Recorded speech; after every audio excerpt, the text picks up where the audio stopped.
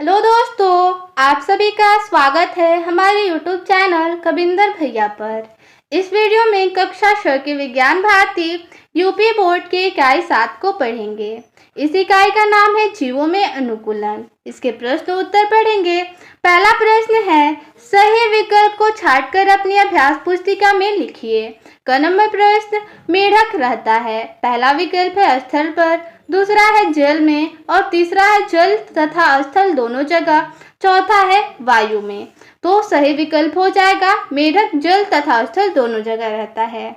विकल्प तीसरा सही होगा। आगे है ख नंबर प्रश्न, मछली सांस लेती है। पहला गिल्स द्वारा, दूसरा विकल्प फेफड़े द्वारा, तीसरा त्वचा द्वारा और चौथा पंखों द्वारा। तो सही विकल्प हो जाएगा गिल्स द्वारा। आगे है प्रश्न ग, ऊंट के कुबर में संचित होता है। पहला विकल्प वसा, दूसरा कार्बोहाइड्रेट, तीसरा प्रोटीन और चौथा खनिज लवण। तो सही विकल्प हो जाएगा पहला विकल्प, ऊंट के कुबर में वसा संचित होता है।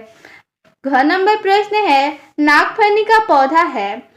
पहला जलीय, दूसरा मरुस्थलीय, तीसरा उपरिरोही और चौथा आरोही।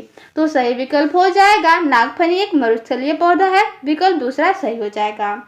आगे है प्रश्न अंग, जलीय वातावरण में पाए जाने वाला पौधा है।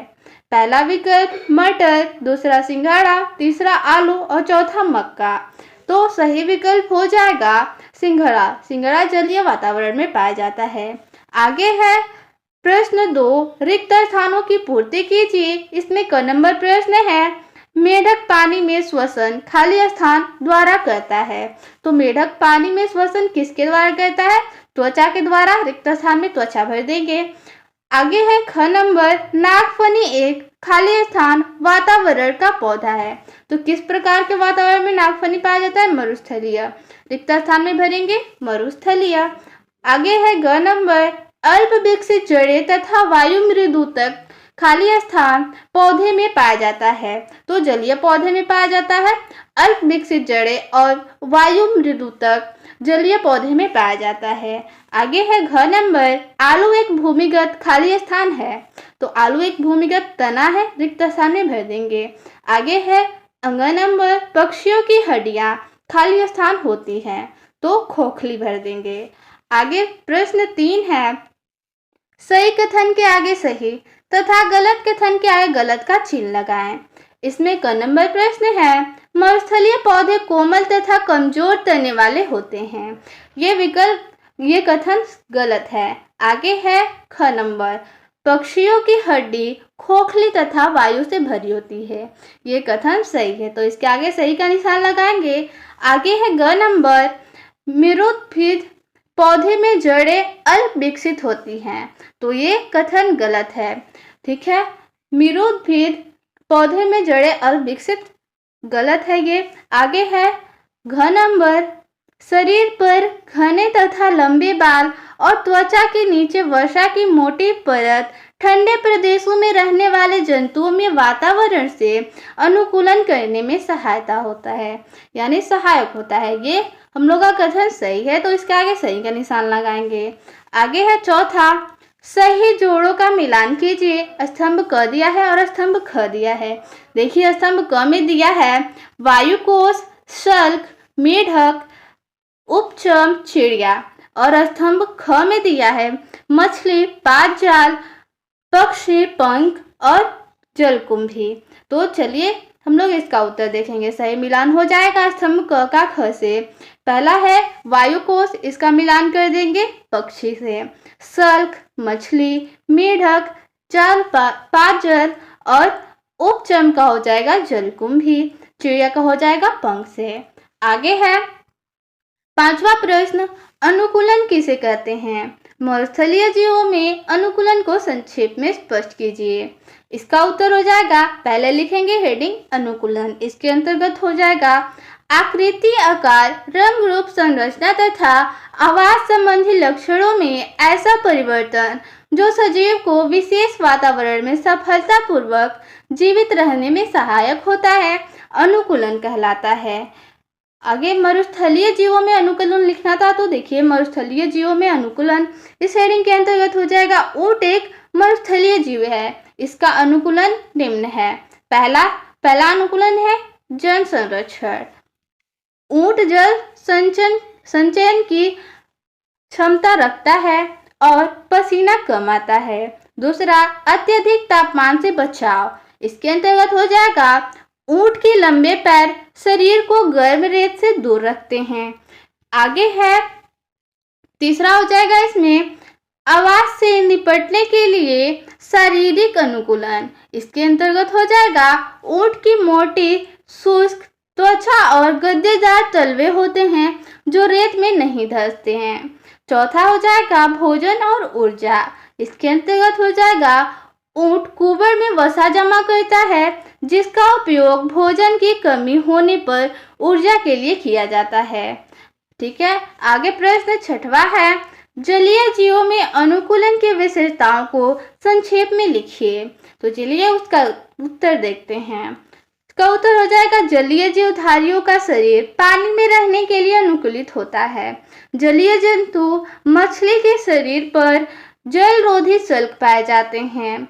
इनमें श्वसन के लिए विशेष रचनाएं जैसे क्लोम अर्थात गिल होते हैं। तैरने के लिए इनका शरीर धारा रेखित तथा चपटे पख वाला होता है। गर्दन का अभाव होता है तथा आंखों पर निमेषक पटल होती है। ये सभी लक्षण मछली के जल में तैरने, भोजन की तलाश तथा श्वसन के प्रति अनुकूलन है। इसी प्रकार अन्य जलीय जंतुओं में भी अनेक विशेषताएं पाई जाती हैं। प्रश्न 7वां है, उभयचर जीवों में अनुकूलन को संक्षेप में उदाहरण सहित बताइए। इसका उत्तर हो जाएगा, उभयचर जीवों में अनुकूलन जल और जमीन दोनों पर जीवन जीने के लिए होता है।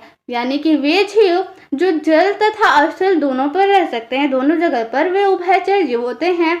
और उभयचर जीव जैसे मेढक होता है, मेढक के पश्चात पश्चपाद यानी पिछला पैर के जालपाद जल में तैरने तथा लंबी मांसपेशियां भूमि पर कूदने में सहायता करते हैं। इसके अतिरिक्त यह जल में त्वचा द्वारा तथा स्थल पर फेफड़े द्वारा श्वसन करता है। ठीक है, प्रश्न 8वां है, वायवीय जंतुओं में अनुकूलन का संक्षेप में वर्णन कीजिए। तो इसका उत्तर हो जाएगा, इसका पहले हेडिंग लिखना है, वायवीय जंतुओं में अनुकूलन। इसके अंतर्गत पहला होगा, पक्षियों का शरीर वायवीय वातावरण के अनुकूल होता है।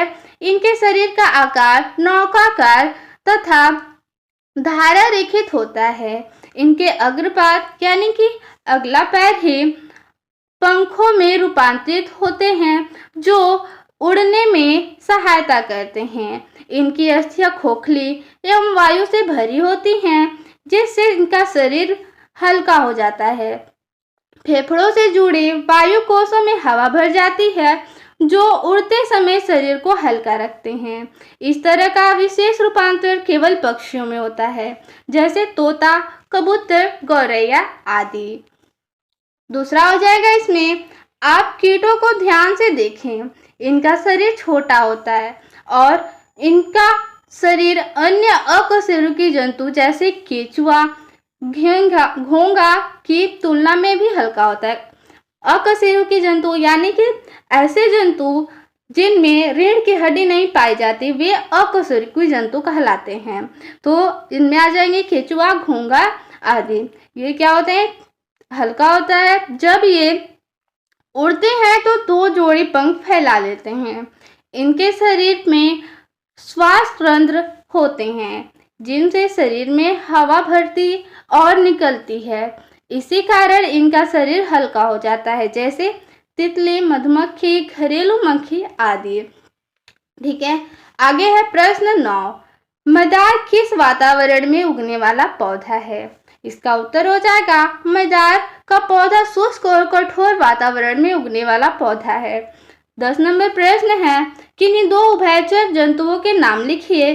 तो इसका उत्तर हो जाएगा, 2 उभयचर जंतुओं के नाम, पहला मेढक, दूसरा सैलामेंडर। आगे है प्रश्न 11, जलीय अनुकूलन में पंख की भूमिका बताइए। इसका उत्तर हो जाएगा जलीय अनुकूलन में पंख तैरने में सहायक होते हैं। इसमें प्रश्न 12 है, अपने आसपास भ्रमण करके जलीय, स्थलीय व वायवीय पक्षियों एवं पौधों के नाम लिखिए। तो देखिए, अपने आसपास भ्रमण करके जलीय यानी कि जो जल में, स्थलीय यानी स्थल पर, और वायु में जो पक्षी और पेड़ पौधे हैं उनका नाम लिखना है। तो चलिए इसका उत्तर देखेंगे। जलीय, स्थलीय व वायवीय पक्षियों एवं पौधों के नाम सारणी निम्न है। देखिए यहाँ पे सारणी में लिखा गया है। पहले देखिए जलीय और स्थलीय वायवीय जंतुओं के नाम है। तो पक्षी तथा जंतु में पहला जलीय में हो जाएगा मछली और मेढक, स्थलीय में हो जाएगा बिल्ली, कुत्ता, सियार, और वायु में हो जाएगा तितली, कबूतर, चिड़िया। पौधे कौन कौन से हो जाएंगे? तो पौधे हो जाएंगे जलीय में सिंगाड़ा और कुमुदिनी और हाइड्रिला। आगे है इसमें स्थलीय में पौधा हो जाएगा नागफनी, नीम, आम, अमरूद, और वायु में पौधे नहीं पाए जाते हैं तो इसमें नहीं लिखेंगे। आगे है 13 नंबर प्रश्न, मरुस्थलीय अनुकूलन के लिए ऊंट में किस प्रकार की विशेषताएं पाई जाती है? इसका उत्तर हो जाएगा ऊंट में जल संचय की क्षमता, खुरदरी त्वचा, लंबे पैर, गद्देदार तलवे मरुस्थलीय अर्थात रेगिस्तान के लिए अनुकूलित होते हैं। आगे प्रश्न देखेंगे 14 नंबर प्रश्न है, पक्षियों में उड़ने के लिए अनुकूलन किस विशेषताओं के कारण होता है? इसका उत्तर हो जाएगा पक्षियों में अग्रपाद यानी उनका अगला पैर का पंख में रूपांतरण खोखली हड्डियां तथा वायु कोश में उड़ने में सहायता करते हैं।